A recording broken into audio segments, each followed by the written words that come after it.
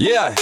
Write your code in Java Bright, compile it down, bytecode in sight. A class file is what you get. Now JVM is ready to set. It reads the code, it runs the show on any machine, high or low. No need to care what OS you use. JVM makes it easy to choose. Garbage collected, memory tight, multi-threading done just right. Secure, efficient, quite the dream. JVM powers the Java stream. JDK's for those who code and build with tools and compilers fully filled.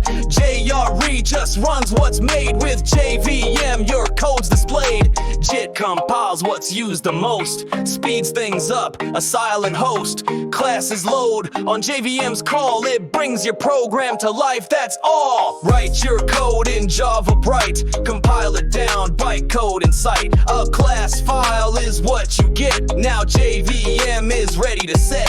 It reads the code, it runs the show on any machine, high or low. No need to care what OS you use. JVM makes it easy to choose.